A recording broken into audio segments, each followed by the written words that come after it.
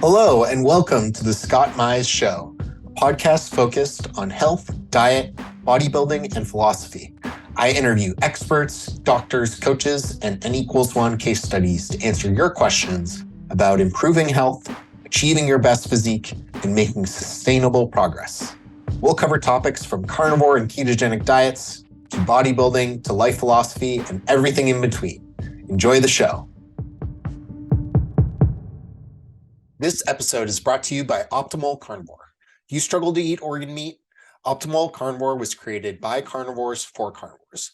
Long-term listeners of the show will know I'm a huge fan of supplementing a carnivore or ketogenic diet with organs. Organs have bioavailable nutrients that you can't find anywhere else. Not everyone finds they have to eat organs on a carnivore or ketogenic diet, but many have found benefits, including myself. And Optimal Carnivore is a great supplement if you are not willing or able to cook organs, you can't stomach them, or if you're traveling, and it's just something that you can easily take, and it's very high quality. Their organ complex is from grass-fed animals in New Zealand. It includes 9 different organs. They also have a beef liver product, a brain nourish product, all of which I've tried and used regularly. Taking 6 capsules is the same as eating an ounce of raw organ meat from the butcher. So super easy. And you can get 10% off your order and other special deals by going to optimalcarnivore.com/Scott. That's optimalcarnivore.com/Scott, and go there to help support the show and get your organ supplements. Eranda Wickramasinghe joins the show today and was diagnosed pre-diabetic and obese in 2019 and has been in sustainable remission since January 2020 thanks to real food, low carb, and intermittent fasting. He's also a health coach through the Lifestyle Club in collaboration with the Public Health Collaboration in the UK, a proud dad of 2 boys, and has a successful career in finance. Welcome to the show, Eranda. Hi, Scott. It's great to meet you. Thanks for having me. Yeah. Likewise, really excited to chat to you today. Let's get started. I'd love to hear from your perspective, your story, how you kind of found this way of eating and this lifestyle, and how you ended up here. Sure. Well, going right the way back, so I've got a family history of obesity, type 2 diabetes, pre-diabetes, kind of both sides of the family. And I was quite a chubby kid growing up. When I was about 11, I kind of got into fitness through joining the cadets. But as an adult, I've always had this kind of yo-yo dieting kind of pattern going on because I didn't realize, I didn't have the knowledge that I was eating the wrong things for my body, especially things like ultra-processed foods. And, I've always had a tendency to snack, especially on ultra-processed foods when I'm stressed. So all the way through my 20s, 30s, I gradually kind of put on the weight, lost the weight again through kind of calorie restriction, because that's all I knew. And that's what most people come across is calorie restriction. Just eat less of the same garbage, basically. And being on a diet, to be honest, is pretty uninspiring. You're eating kind of low-fat foods, really boring, really tasteless, not satiating. So I did this on and off all through my adult life, and then I came home one day, and my wife told me, I have booked you into an over 40s health check, which is a kind of a standard health check that everybody in the UK gets after they hit the age of 40. My sister had very recently, so we're going all the way back to about July 2019. She'd recently been diagnosed pre-diabetic. And I was in one of my heavier cycles, if you like, despite running 13 marathons and kind of running lots of other races. I still put on the weight. I wasn't looking forward to going to the doctors. And I had my blood test, what's called a hemoglobin A1C. So that's a measure of the average level of blood glucose over the past 90 days. And the nurse said, "I'm sorry to say you're pre-diabetic."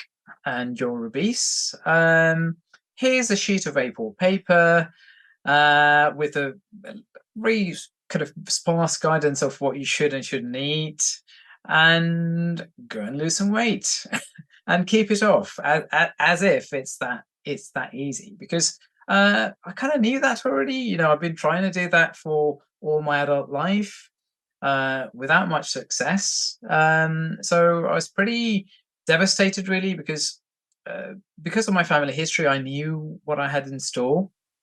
There's a lot of complications that come with becoming type 2 diabetic, including you can go blind. So that's type 2 diabetes retinopathy.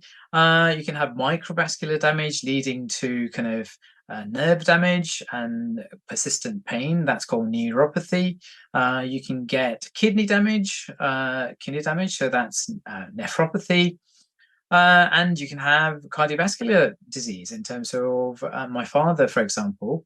A few years back, got rushed to hospital with chest pains, and it turns out he had a major blockage in some of the major coronary arteries, and he had to have stents in. So I knew what was kind of heading my way if I couldn't do anything about it, and it was really, really quite demotivating and demoralizing, because I'd already been trying to lose the weight, and yes, I could lose the weight for a short time through calories restriction, but it always came back. But fortunately for me, I came across two doctors, one doctor in the UK, that's Dr. David Unwin, and another doctor in Canada called Dr. Jason Fung. And I heard about these weird and wonderful things. One was about real food and low carb, so that's Dr. David Unwin. And then Dr. Jason Fung talked about this weird and wonderful things like time-restricted eating, intermittent fasting. So I kind of dived into sort of how do I implement these in my life? And I was highly skeptical because, as I said before, I'd lost weight, gained weight, lost weight, gained weight. But what I found was different this time around was I was feeling full. After meals that were good quality, satiating, real food meals, rich in protein, rich in fat. And I was feeling full. And intermittent fasting, I thought I'd be starving hungry. But I wasn't. It actually reduced my appetite. So I know from first-hand experience that intermittent fasting, low carb, real food worked for me. So I have the evidence, all the evidence I need in terms of my N=1, regardless of whether it works for anybody else or not. It works for me. It worked for me. And for the first time in my life, I found I could have a healthy relationship with food. I wasn't feeling hungry all the time. My energy levels were up. My mental clarity was up. There were so many benefits that I wasn't even thinking about, because I guess my main focus was I need to lose weight and reverse my prediabetes. But I found I enjoyed it, and I enjoyed how I felt. And that's what's made it sustainable for me. And Dr. David Unwin, he's one of the founding members of a wonderful charity in the UK called the Public Health Collaboration. And since I'd gained so much benefit in my own personal life and my health, my mental health, my physical health, I got in contact with the director of that charity, a wonderful guy called Sam Felton, who I think, Scott, you're very familiar with. So had a chat to Sam. Yeah, he's an awesome guy, and he had his own kind of overfeeding experiment kind of a while ago. He did kind of, I think he ate something like 5,000 calories a day or something crazy like that of real food.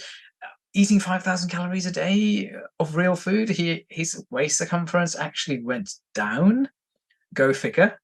And then when he did the 5,000 calories a day of ultra processed foods, he packed on the weight.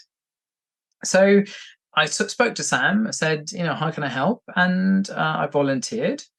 So I am the ambassador for Harpenden in the UK. Yeah, that's in Hertfordshire. So I'm a volunteer. And when Sam wanted to start a brand new initiative called the Lifestyle Club, which is for type 2 diabetic patients and pre-diabetic patients in the UK, referred through their primary care doctors or GPs, he wanted to start up this pilot. The funding for that came from a very generous man called Steve Bennett. So myself and three others, we all put our hand up and said, yeah, we'll kind of tell us what you need.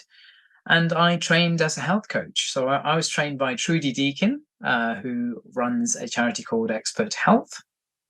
So it was a 3-day course. And then it was kind of test and learn, starting with small groups of patients referred to us directly from their doctors, working very closely with those doctors. So our job, there's clear separation of duties. Our job was to talk about lifestyle, things like intermittent fasting, real food, low carb, sleep, stress management, setting up a peer group for peer support. And the doctors and the nurses were in charge of adjusting medications, specifically for deprescribing diabetic medications. So that hopefully that gives you a flavor of kind of my journey. Yeah, absolutely. That's really interesting. And crazy to think that like despite all that exercise, you were still gaining a bunch of weight and becoming pre-diabetic, but we know that you can't out exercise a bad diet. I'm curious, like along the way, had you heard of low carb? Were you familiar with it? Did you have any recognition of keto or any of these terms before this kind of health scare? I'd heard about it, but then there's all the mainstream information saying kind of, okay, you'll lose weight, but you're eating all of this saturated fat and fat, it's not sustainable. It's bad for your heart. Your cholesterol's going to go up, all of those types of things. And it gave me a lot of confidence to hear two medical doctors talking about these kind of modalities, saying it is healthy for you. We found that a lot of our patients have seen benefit, and potentially for at least a certain group of people, the conventional wisdom just isn't working, and this is actually working, and there's clinical evidence for this. You found that's interesting, and I think a lot of people feel similarly. The like not trusting kind of fad diets and not listening to kind of the authorities and the mainstream media. Do you feel like your view in general on like your faith in mainstream media and doctors has shifted at all? Like, are you Absolutely. okay? For sure. Because one thing I've learned through the public health collaboration is that um, there's a certain amount of corporate capture when it comes to the mainstream advice. In the UK, we have something called the Eat Well plate. And it turns out a lot of the authors for that dietary guidance have got connections to ultra processed food companies. Yeah, it's unfortunate how deep the roots go of the processed food companies and uh, big pharma as well. In a Yeah. lot of Yeah. I mean, it's a business model, but it's not a yeah, model set up for a healthy population yeah, because you just need to look at the results. I mean, the UK is there's a huge prevalence of obesity, not just in kind of older demographics, but in children now as well. yeah. So the public health guidance, whatever as it is, it's not working. Yeah. And do you find like how did your peers or your family react to some of your lifestyle choices, either at work or at home? a lot of resistance, I would say, because, and a lot of skepticism as well, because partly because they've seen me doing kind of diets before, and they thought, oh, this is just another one of Eranda's kind of health kicks. It'll last a while, but he'll put the weight back on, that kind of thing. And partly a real skepticism about intermittent fasting in particular, because some people actually got quite aggressive even. I remember my boss at the time, one of my bosses at the time, he was like, no, this is wrong. You're going to hurt yourself. And at one point, I was in the office and my wife had fallen ill recently, and I caught that bug as well. And I said to him, I just need to go home. And he was trying to blame the intermittent fasting, and he was trying to insist that I eat something before I get into my car to go home. And I was saying, actually, I'm actually feeling quite nauseous right now. I don't even feel like eating. And it's nothing to do with intermittent fasting. My wife doesn't do it, and she fell ill with this same bug. So logically, I just need to get well again and rest and get well again. It's nothing to do with intermittent fasting. So people have this thing, okay, so you can go through a lifetime of eating ultra processed food and junk, eating 7, 8 times a day, all of that kind of stuff, and you fall ill, and people just think you've fallen ill. Whereas as soon as you do something that people don't understand, intermittent fasting or low carb or keto, then you fall ill. Everything is the fault of keto or low carb or intermittent fasting suddenly. Yeah, exactly. And I think a lot of it is people's own insecurities and their own fear about, you doing something differently. Like they almost want you to, when they tell you like, oh no, don't do this, it's wrong. Like, aren't you going to get heart disease? Like they're actually like, pardon my language, but like shit testing you to try to like Yeah, their own logic. Like, oh, is yeah, there something I don't understand here? But they're not able to conceptualize it that way. And so it comes off as like very aggressive and critical.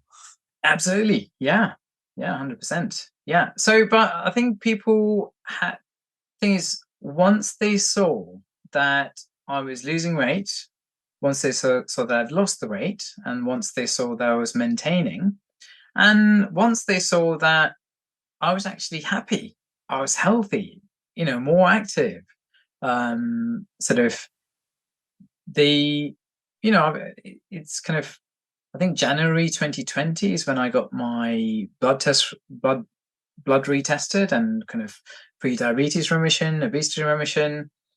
And it's like July 2023 now. So people get it now. This is not a Yeah. fad. This is a lifestyle. This is real. This is sustainable.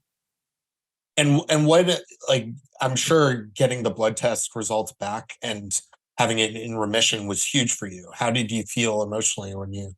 Oh, wow. I mean, that was just so awesome. Yeah. So awesome. It was such a sense of vindication and relief, because, um, I knew what was in store for me if I wasn't able to get through to remission, because I'd seen family members suffer. But there was also the vindication of, I could tell people who were still doubting me, here's my blood test result. This is a scientific test. This is a scientific test done in a lab. My doctor has told me that I'm in remission. That same doctor also told me that they were really happy about my blood test results and my weight loss, but they weren't happy about how I did it. So, so that's a different story, because my doctor at the GP surgery I go to has actually met Dr. David Unwin in conferences and things like that, but still very much in kind of under the old paradigm of, okay, it's not in the NICE guidelines yet. I can't advise you that I'm happy about what you're doing. It's just a diet. All diets are the same. Whereas my personal experience tells me actually all diets are not the same, and actually this this is not a diet for me. This is a lifestyle for me. I find it sustainable. I actually enjoy it. And that's what makes it sustainable for me. And quite a lot of patients all through the UK have benefited from these modalities. And if you don't present your own patients with this as a choice and give them support, you're actually doing them a disservice. Yeah. Actually, I was thinking when you said the nurse, was it a nurse who told you, like, here's a diet, good luck, go try Oh this? yeah, that was a nurse. That was the It'd diabetes be nurse. funny if you asked, like, so how many people does this work for? Like, how often when you give them this diet and you say good luck, do they come back and they're in remission, or they've changed their HbA1c? Well, I saw that same nurse 3 months Yeah. later, and she kind of did a double take because she was Yeah. looking at me and then she was looking at her computer screen. It's like, okay, what's going on here? Like, Yeah. what number was your weight? And it's this number, not Yeah. what? What? Clearly not the norm. Yeah. And she was like, what on earth have you been doing? Because it's definitely not what I told you. Yeah, exactly. Yeah. That's funny. And so what else, other than the number, of course, like, talk about some of the benefits you experienced and continue to experience with changing up, making these. So this is something I've learned from the wife of the doctor I mentioned earlier. So Dr. David Unwin is married to a wonderful lady called Jen Unwin. She's a clinical psychologist. So one of the things that gave me the most hope way back in kind of August 2019 was just a YouTube video of Dr. Unwin talking to his wife, Jen Unwin, and talking about what you're talking about your why. So what? So what if you get a normal HbA1c? So what if you lose weight? What's that going to do for you in your own life that's meaningful to you personally? Yep. And for me, I get to be the dad that I want my sons to remember as they grow up. And I get to be a present, healthy, active dad and husband. And for the first time in my life, I get to eat food that I love, that keeps me full.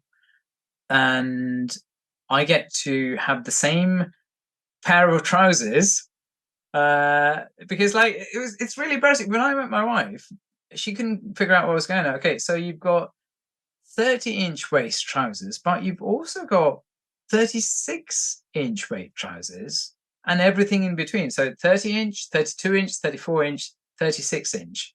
And your t-shirts range from small to large. Why have you got like more clothes than I have? And why are you taking up more wardrobe space than I am as a guy?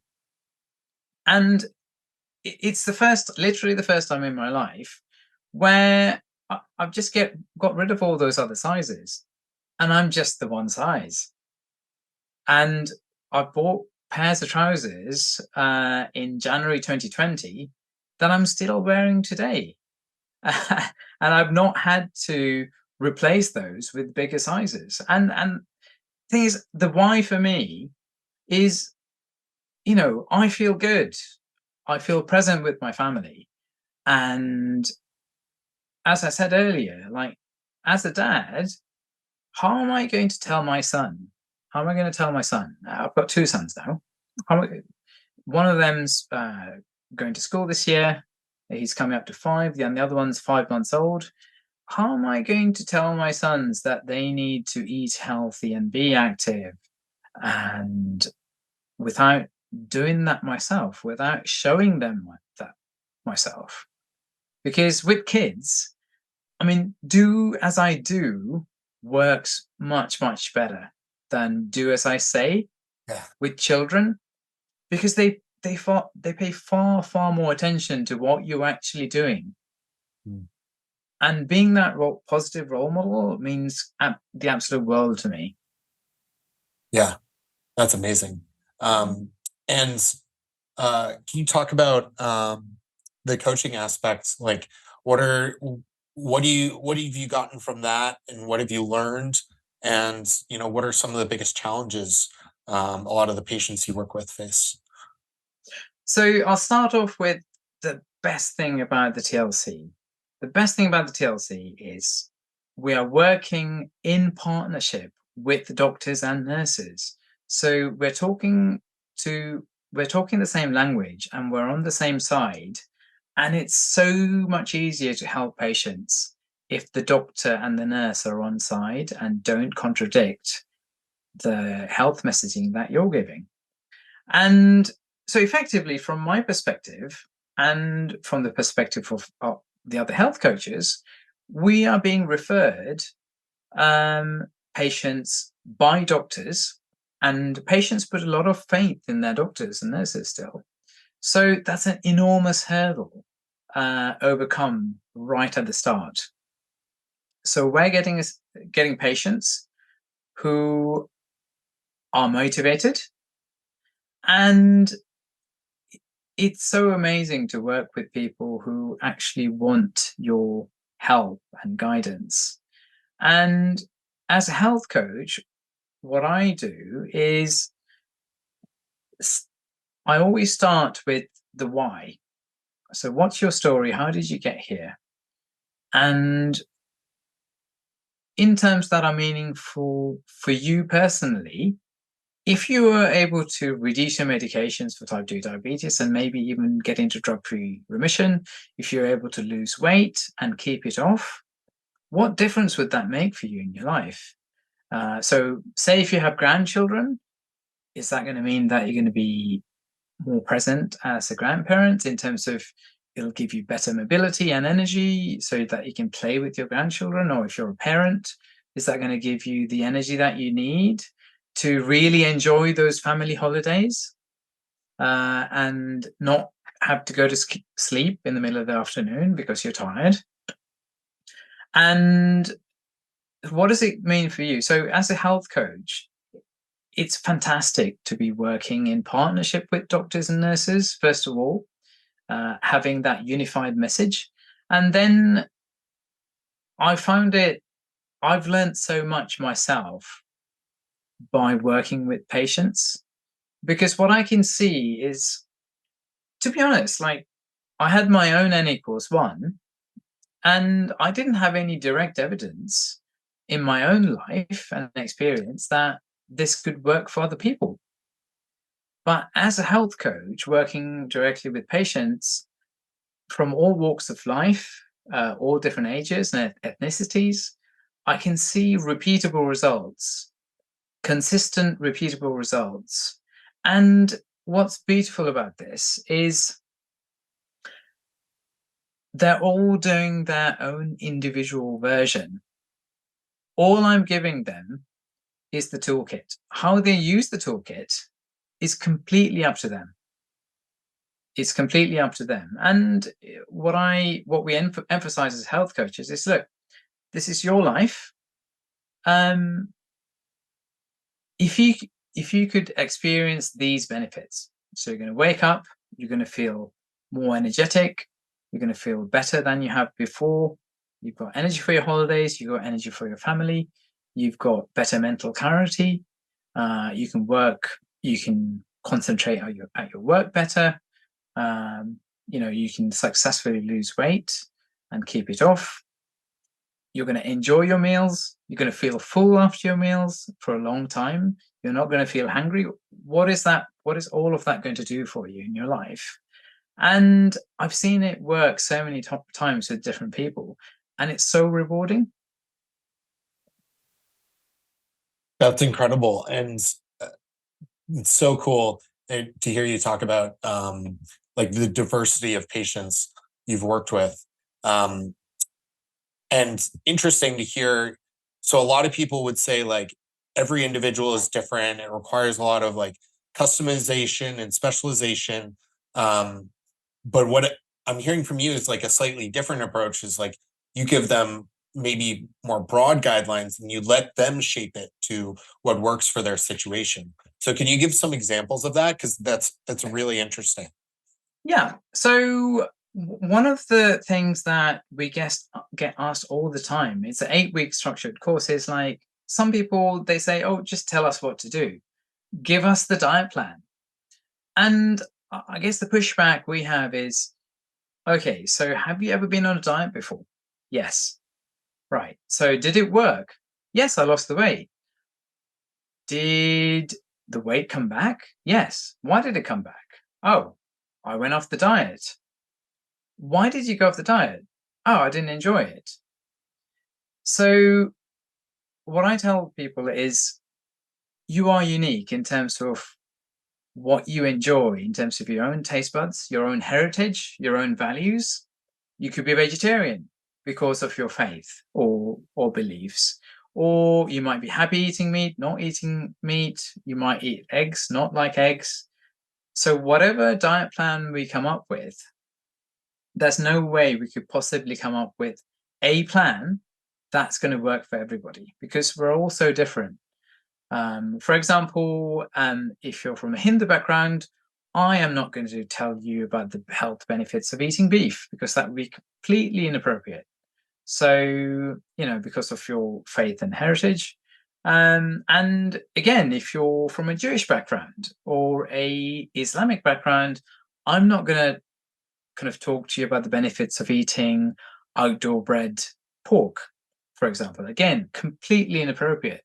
So your taste and your values and your heritage, that's all important. So what I'm going to tell you is, these are the principles. In the same way that if you learned how to drive a car, the driving instructor is not going to prescribe which car you drive or where you drive it. All we're doing is giving you a set of skills, and it's up to you how you use that in the context of your own life, including your budget, because not everybody has the same budget. So examples I've seen people who are from a Hindu background successfully implement a lower carb lifestyle by kind of getting their protein requirements from things like eggs. It really, really helps if somebody from a vegetarian kind of background, for whatever reason, can include eggs in their diet, because that's a really good animal source of protein. Then I've worked with vegan patients where I've said to them, I wouldn't normally talk about any ultra-processed ingredients, but to get your protein intake up, how would you feel about including a refined source of protein, pea protein or something like that, in your diet? So because a lot of the legumes that you're eating will have a higher kind of carb count. So if you're really trying to manage your blood sugars and get your carb count low, if you're able to include a refined protein in your diet, that could work well for you. And then other people I've worked with, they've been scared of eating red meat because of all the scaremongering about, oh, red meat's going to give you cancer, or all the saturated fat's going to give you a heart attack. Actually, if you like red meat, eat red meat. It's delicious and it's good for you, and it's got so much more going for it. There's the bioavailable sort of iron, the heme iron that you get in red meat. It's got B vitamins. It's got healthy fats.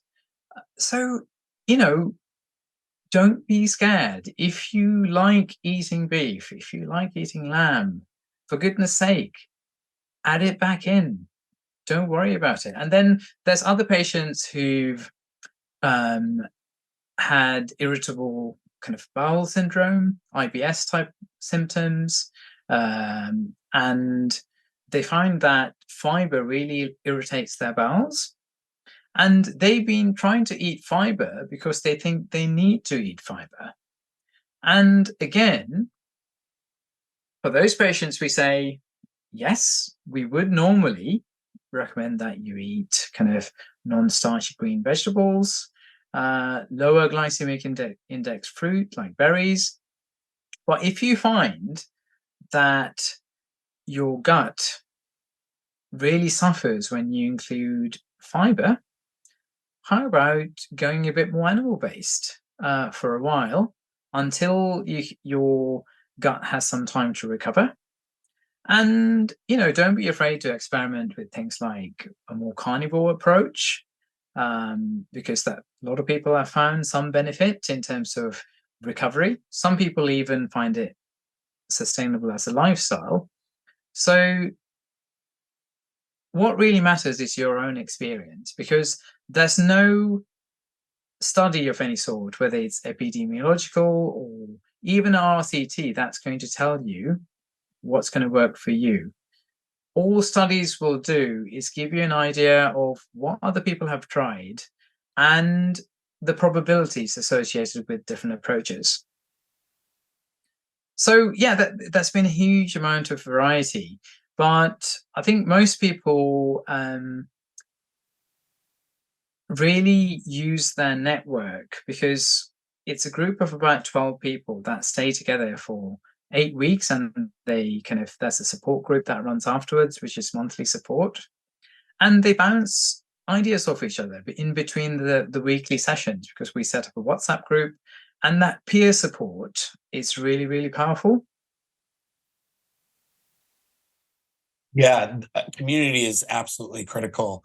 And it's so cool that the combination of the doctors, the GPs, the health coaches, peer support. I mean, it's clear that so much thought has gone into this.